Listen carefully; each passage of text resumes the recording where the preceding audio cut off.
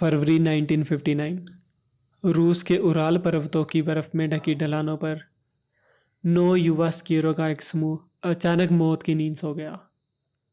उनके टेंट भीतर से फटे हुए मिले और शव बर्फ में बिखरे पड़े थे। कुछ के शरीर पर रहस्यमयी चोटें थी, कुछ की आंखें और जीभ तक गायब थी। उनकी मौत का कारण अज्ञात प्राकृतिक शक्ति बताया गया, लेकिन असल में उस रात क्या हुआ? क्या यह बर्फीला तूफान था, या कोई सरकारी गुप्त प्रयोग, या फिर कुछ और जो इंसानों की समझ से परे है? स्थान उराल पर्वत, रूस। जिस जगह यह घटना हुई उसे स्थानीय भाषा में खोलड़ स्याखल कहा जाता है, जिसका मतलब है मृत पर्वत। बाद में इसे डायटलोपास नाम दिया गया, समूह के नेता के नाम पे। नेता इगोर डायटलोव, 23 वर्षीय इंजीनियर छात्र। वो बेहद होशियार और अनुभवी ट्रैकर माना जाता था। समूह के सदस्य इगोर डायटलोव, जो नेता था, Zinaida Kolova, Rustam, Lyudmila Dobina, Alexander Kolov, Nikolai Brigol, Yuri Krivo, Yuri Doro, Semyon Zilov और 10वां सदस्य यूरी यूदीन। लेकिन वह बीमारी के कारण यात्रा के बीच में ही लौट गया। यही वो कारण था कि वो इस पूरी टीम में अकेला जीवित बचा। यात्रा और घटनाक्रम। 27 जनवरी 1959 10 सदस्य यात्रा पर निकले। 28 जनवरी यूरी यूदीन बीमार हो गया और वापस बेस कैंप लौट आया। बाकी 9 सदस्य आगे बढ़ते रहे। 31 जनवरी उन्होंने पर्वत की तलहटी पर अपना बेस कैंप लगाया।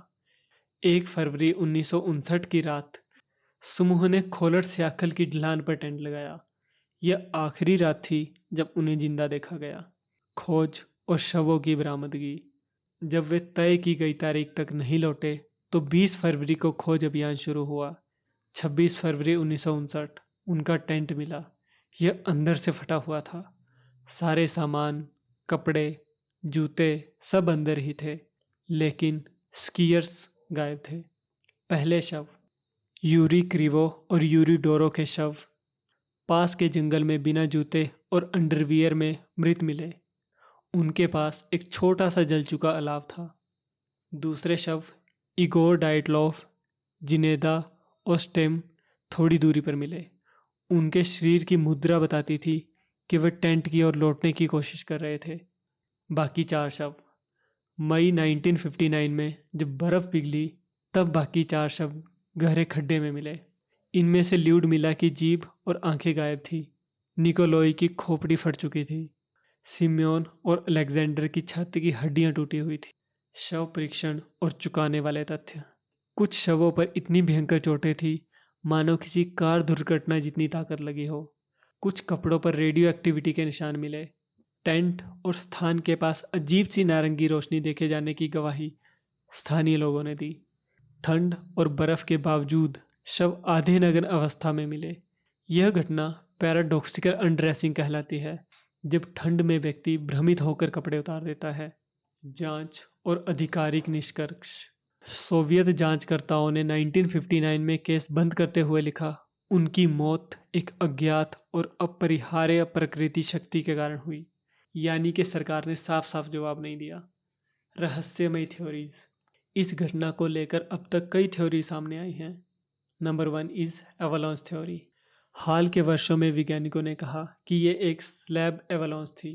बर्फ का बड़ा हिस्सा अचानक से खिसक कर टेंट पर गिरा, जिससे जिससे कि डर और चोट दोनों हुए। नंबर 2 गुप्त सैन्य प्रशिक्षण। उस समय रूस में मिसाइल और हथियारों के गुप्त प्रयोग हो रहे थे। कुछ शवों पर रेडियो धर्मिता मिलने से यह शक बढ़ा। थर्ड वन इज यूएफओ और एलियन थ्योरी। कुछ गवाहों ने आसमान में अजीब रोशनियां देखी थी। माना जाता है कि समूह किसी एलियन घटना का शिकार हुआ। Number 4 is yeti theory. स्थानीय आदिवासी मानसी जनजाति की कहानियों में एक रहस्यमयी प्राणी यति का जिक्र मिलता है। माना जाता है कि यति ने हमला किया। मानसिक भ्रम और ठंड। कुछ विशेषज्ञों का मानना है कि ठंड और थकान के कारण समूह ने होश खो दिया और बिना कपड़ों के बाहर भाग निकले। आज की स्थिति। आज भी वह जगह डाइटलो पास कहलाती है। हर साल कई खोजी और टूरिस्ट यहाँ जाते हैं, लेकिन उस रात की सच्चाई अब तक कोई नहीं जान पाया। 2020 में रूस की सरकार ने दोबारा जांच की और आधिकारिक तौर पर कहा कि ये एक एवलांच थी, लेकिन बहुत से लोग अब भी मानते हैं कि ये सच नहीं है। निष्कर्ष और सवाल। डाइटलो पास मिस्ट्री आज भी एक अनसुलझा रहस्य है।